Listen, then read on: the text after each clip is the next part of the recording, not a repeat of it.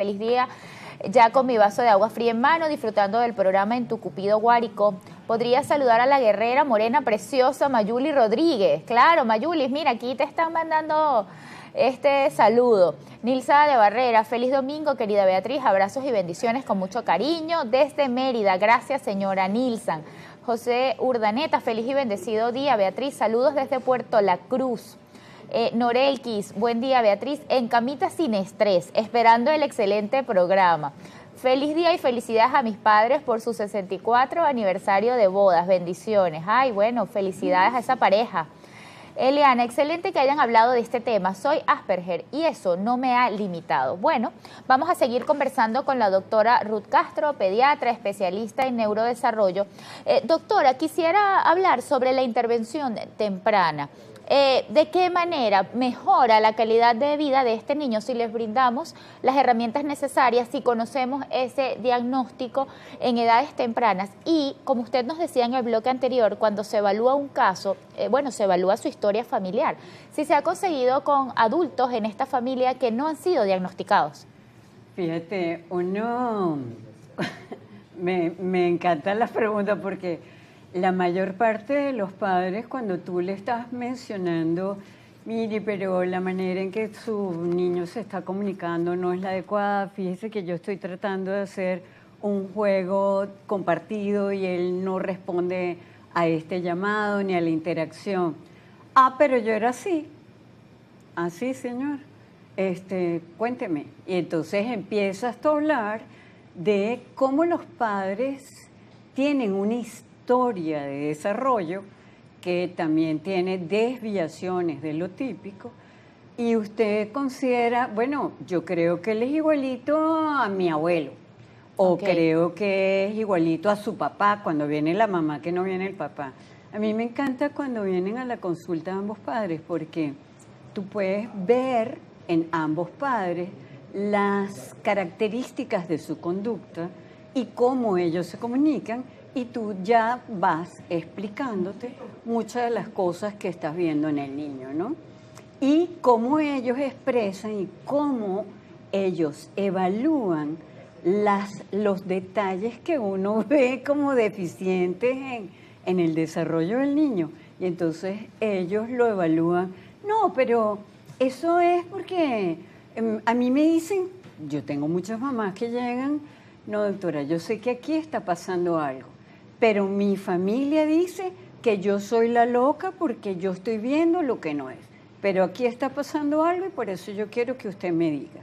Y es que en el grupo familiar, aceptar que hay una desviación de la norma no es tan sencillo. Nadie está esperando tener que trabajar cosas adicionales. Tú estás esperando que cuando tú eres madre o cuando se es padre, tu hijo vaya creciendo sin ningún tipo de inconveniente. No, y esto lo digo como madre, el miedo que nos puede dar sentir que nuestro hijo siempre va a depender de nosotros, ¿qué va a pasar cuando no estemos? Esa es otra de las cosas. Hay muchos mitos en relación a tener una condición dentro de los trastornos del neurodesarrollo no implica que tú vas a ser dependiente. Implica que necesitas trabajar algunas cosas, algunas áreas y algunas técnicas para que puedas hacer que ese niño se adapte de mejor manera, logre discriminar cuáles son sus necesidades, cuáles son sus déficits y integrarse de manera adecuada dentro de su entorno. Pero pueden ser muy exitosos porque tendrán fortalezas y debilidades que dependiendo de ella, tú puedes permitir que su adaptación sea mejor. Si un niño está en el espectro autista en la clasificación moderada y recibe intervención temprana, ¿usted ha visto casos donde pudiera pasar a leve? Cuando uno hace una evaluación inicial, tú puedes tener una condición del espectro del autismo que consideras moderado, que con el entrenamiento adecuado va a pasar a leve porque logra los aprendizajes. Como no diagnosticar una condición del espectro del autismo no necesariamente habla de las capacidades cognitivas. Si tus capacidades cognitivas son promedio o son superiores, tú vas a lograr muchas cosas si tienes el entrenamiento adecuado. Y vas a pasar desapercibido, si no, no vinieran los adultos, pero es igualito y nunca ha sido diagnosticado. Pero yo soy como es mi niño ahora, y yo trabajo y tengo mi familia y la mantengo y perfecto. Y pasaron desapercibidos toda la vida. Doctora, llegan muchísimas preguntas para usted en nuestras redes sociales y quiero comenzar a compartirlas. Saludos desde Caracas. Mi bebé de 18 meses no hace contacto visual y no responde a su nombre, pero me dicen que cada niño tiene su ritmo. ¿A qué edad se puede dar un diagnóstico definitivo de autismo? A ver, la atención compartida es una función que aparece antes del año. Y tienes que tener atención compartida porque inclusive cuando tu bebé nace y empiezas a interactuar con él y a dar lactancia, tienes atención compartida. Si a los 18 meses no estás estableciendo contacto visual y no hay atención compartida, tú tienes un indicador de alta preocupación de estar evolucionando dentro de la condición del espectro del autismo. Y es obligatorio ser evaluado y entrenado para lo que son procesos de integración y comunicación social. No hay forma ni manera de que digamos que cada quien tiene su ritmo. En eso hay ritmos que son necesarios para poder evolucionar. Buen día, excelente programa. Mi sobrino solo come alimentos de color blanco o texturas crocantes. ¿Esto es un capricho o es parte del procesamiento sensorial en el espectro? Es parte del desorden de procesamiento sensorial que se asocia a la condición del espectro del autismo, o que es muy frecuente en el trastorno del espectro del autismo. Los niños son particularmente peculiares en sus gustos para alimentarse, en sus juegos, en el tacto, en lo que les gusta sentir, oler, el sonido del ambiente. Son muy sensoriales y cuando vengas con la terapeuta ocupacional podrán hablar de esas diferencias, pero sí es parte de lo que es el desorden de integración sensorial. Saludos, sintonizo desde Valencia. Soy maestra de preescolar y tengo un alumno que se tapa los oídos con ruidos fuertes. ¿Cómo podemos nosotros los docentes identificar si tiene dicho síndrome? A ver, un solo síntoma no hace un diagnóstico, ¿sí?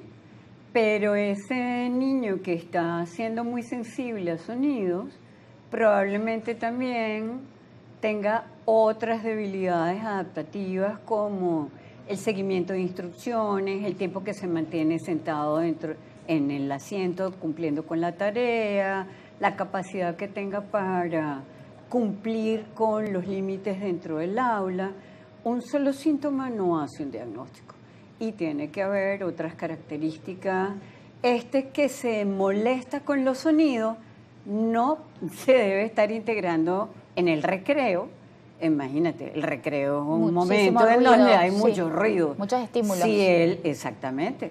Si no le gustan los sonidos fuertes dentro del aula, yo tengo más de uno de mis niños que están dentro de la condición que dicen, es que mis compañeros gritan mucho, yo me caso, y no logran cumplir con las habilidades que tienen que estar dentro del aula por eso. Saludos desde San Cristóbal. He leído que muchos niños con TEA tienen problemas intestinales crónicos. ¿Existe una relación real entre la microbiota y el comportamiento en el autismo? Lo que yo considero es una opinión. Actualmente nosotros tendemos mucho a irnos por criterios que son de moda, pero que nos dan esperanza, ¿verdad? Ahorita se habla mucho del eje intestino-cerebro. Sí. y se habla mucho de la microbiota intestinal. El microbioma intestinal existió toda la vida, todos tenemos una flora específica en el intestino. Y lo que yo comento con mis padres es, mire, tener una buena digestibilidad me permite a mí estar más en armonía conmigo mismo, porque a nadie le gusta tener un revoltillo de gases en el estómago, nadie se siente bien si no va a evacuar diariamente o si está lleno de gases o con eructos. Obviamente eso no es algo que agrade a nadie y que modifica la conducta, y más en un niño que no puede identificar cuál es la molestia real. Existen además personas que tengan o no condición del espectro del autismo que son intolerantes a algunos alimentos. Sí. Y también existen las alergias alimentarias. ¿Cómo le digo yo que,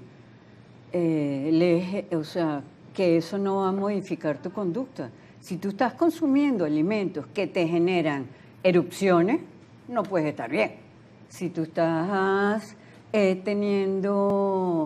consumiendo alimentos que lo que te generan son diarreas o estreñimiento, no puedes estar bien desde el punto de vista conductual. Pero aún no ha habido suficiente evidencia científica que diga que esa es una causa de autismo. Doctora, hola, los veo desde Mérida. He escuchado que el autismo en niñas es más difícil de detectar. ¿Esto es cierto? ¿Y en qué deberíamos fijarnos los padres de niñas? Bueno, sí, en un inicio, para la actualidad, ya se dice que el autismo, que antes se consideraba era más frecuente en varones que en hembras, pues no, ahora se ha descubierto con las técnicas diagnósticas, se ha visto que hay muchas niñas que están dentro de la condición y pues bueno, actualmente hay muchas maneras y muchas pruebas para diagnosticar esto y se hacen más tempranamente, pero sí se ha visto que las niñas enmascaramos más. Okay. Somos más hábiles para ocultar las deficiencias. Quizás un poco, pienso yo, que tiene que ver con la manera en que educamos a las niñas y cómo educamos a los varones. A las niñas siempre nos educan para que hagamos esto y aquello y lo otro. A los varones casi siempre les permitimos ser un poquito menos responsables de sus tareas, ¿no? Y no, porque ellos van a jugar deporte o a las niñas nos involucran más en tareas que son muy cuadriculadas. O sea, vamos a ayudar a mamá en la organización de la casa, somos las que vamos a estar más pendientes de otras cosas que son más estructuradas.